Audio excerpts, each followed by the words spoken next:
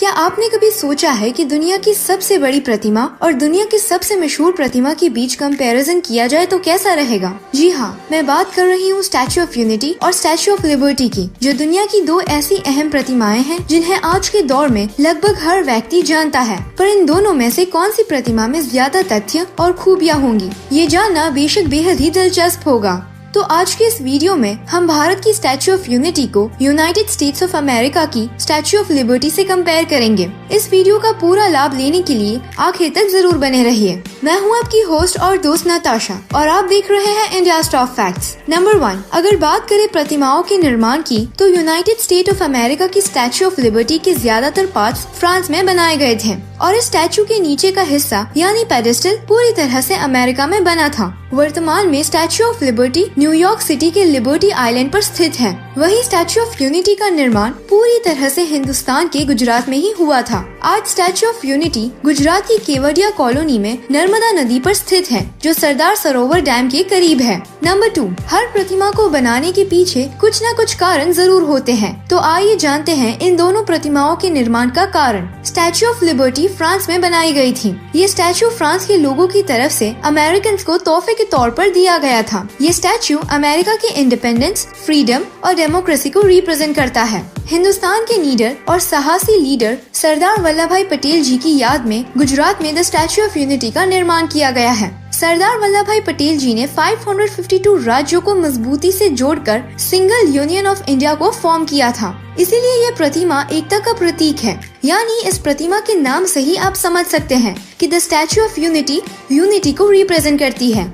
Number 3, statue of liberty की construction की शुरुआत फ्रांस में साल 1876 में हुई थी, जिसके बाद साल 1884 में इसका कंस्ट्रक्शन कंप्लीट कर दिया गया और 1885 में इसे अमेरिका को गिफ्ट किया गया। इस प्रतिमा को रोमन गॉडेस ऑफ फ्रीडम से प्रेरणा लेते हुए बनाया गया था। पैरों से लेकर हाथ में पकड़ी टॉर्च तक इस स्टैच्यू की लंबाई 154 फीट है और जमीन से अगर पूरे स्टैच्यू की लंबाई देखी जाए तो ये 305 फीट लंबी यानी 22 मंजिल की इमारत जितनी है। इस स्टैच्यू का वजन 225 टन है और इसे स्टील और कॉपर से बनाया गया है, यानी ये प्रतिमा तांबे से बनाई गई है। वहीं स्टैच्यू ऑफ यूनिटी की ऊंचाई जमीन के ऊपर 790 फीट है, जो इसे दुनिया की सबसे विशाल और लंबी प्रतिमा बनाती है। स्टैच्यू ऑफ यूनिटी अमेरिका की स्टैच्यू ऑफ लिबर्टी से 2 गुना लंबी है। इसका कुल वजन 2000 टन से भी ज्यादा है।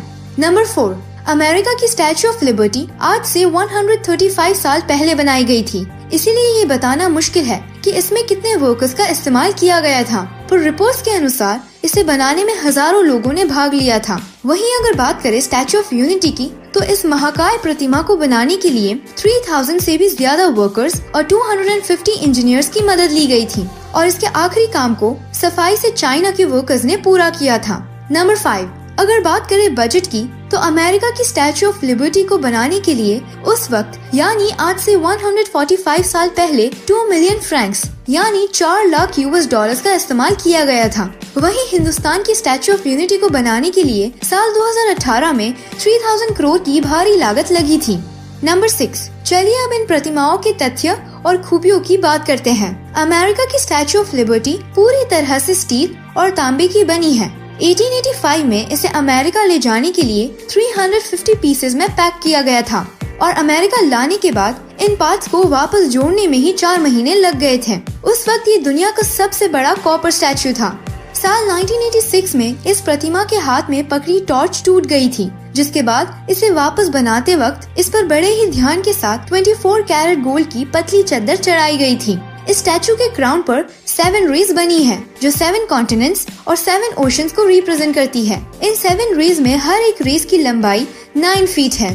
स्टैच्यू ऑफ लिबर्टी में 27.22 टन कॉपर का इस्तेमाल किया गया था। 113.4 टन स्टील का इस्तेमाल किया गया है और इस प्रतिमा को 2.4 मिलीमीटर की कॉपर शीट में कवर किया गया है। इस प्रतिमा के शूज का साइज 879 है। इसे बनाते वक्त 300 अलग अलग हथौड़ों का इस्तेमाल किया गया था। इस प्रतिमा के पैरों में टूटी जंजीर फ्रीडम को रिप्रेजेंट करती है। और अगर बात करें हिंदुस्तान की स्टैच्यू ऑफ यूनिटी की, तो इस प्रतिमा के पैरों में 4 हाई स्पीड लिफ्ट्स फिट की गई है, जिसमें से हर एक लिफ्ट एक वक्त पर 26 लोगों को स्टैच्यू के टॉप पर सिर्फ 30 सेकंड्स में पहुंचा सकती है। स्टैचू ऑफ यूनिटी में 153 मीटर्स की ऊंचाई पर सरदार पटेल के हृदय यानी हार्ट में एक खूबसूरत व्यूइंग गैलरी बनाई गई है, जिसके बाहर का नजारा सच में कमाल का है। एक ग्रैंड म्यूजियम, एक 3 स्टार लॉजिंग फैसिलिटी, एक फूड कोर्ट और एक मेमोरियल गार्डन इस स्टैचू का हिस्सा है और आगे भविष्य में यहाँ एक चिड़ियाघर बनाने का निर्णय लिया गया है। इस प्रतिमा को तैयार करने के लिए खूब सारे लोहे की जरूरत थी, इसीलिए लोहा दान कैंपेन चलाकर पूरे देश के कोने कोने से लोहा दान में जमा कर उसे पिघलाकर इस प्रतिमा में इस्तेमाल किया गया। इस स्टैचू को बनाने से पहले 3 और स्टैचू बनाए गए थे, जिनकी साइज 3 फीट, 18 फीट और 30 फीट थी। जब ये सारे स्टैचूज कामयाबी से बने, तब 700 फीट की इस विशाल प्रतिमा को बनाने का फैसला लिया गया।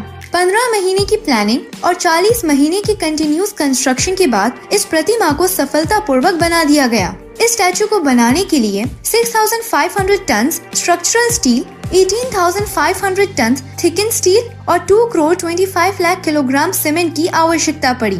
तांबे के अलावा 4 अलग अलग धातुओं का मिश्रण कर इस प्रतिमा को खड़ा किया गया।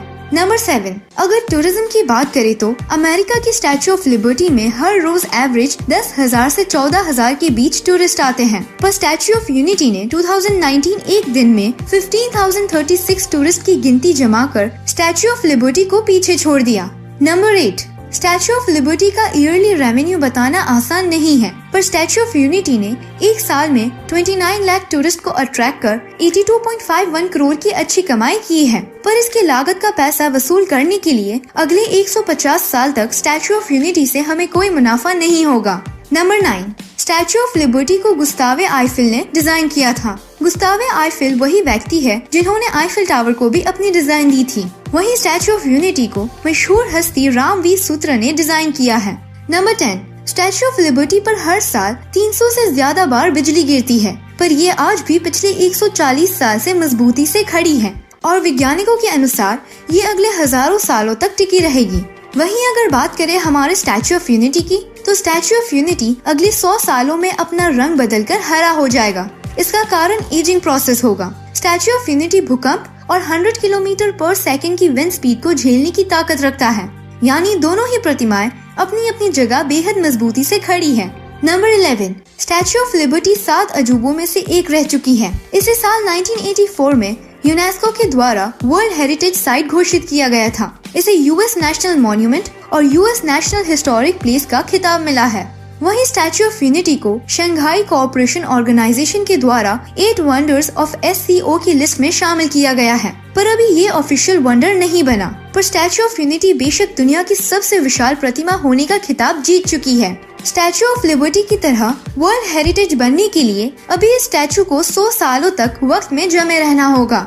नंबर 12, अब कुछ लोगों का सवाल ये भी होगा कि इनमें से कौन सा स्टैचू स्पेस से भी नजर आता है। तो अमेरिका की स्टैचू ऑफ लिबर्टी इतनी भी विशाल नहीं है कि उसे स्पेस में से देखा जाए, पर उसे 2 गुना बड़ी दुनिया की सबसे विशाल 3000 करोड़ की लागत से बनी प्रतिमा स्टैचू ऑफ यूनिटी को स्पेस से देखा जा सकता है। इस बात को 2019 में एक सैटेलाइट इमेज से कंफर्म किया गया था। तो ये थे इन दोनों स्टैचू से जुड़े कुछ जबरदस्त फैक्ट्स और एक अनबायस्ड कंपैरिजन। आपको अगला कंपैरिजन किस टॉपिक पर देखना है, ये हमें कमेंट में जरूर बताएं। आपको कौन सी प्रतिमा अच्छी लगी, स्टैचू ऑफ यूनिटी या फिर स्टैचू ऑफ लिबर्टी? वीडियो पसंद आया तो लाइक और सब्सक्राइब करें।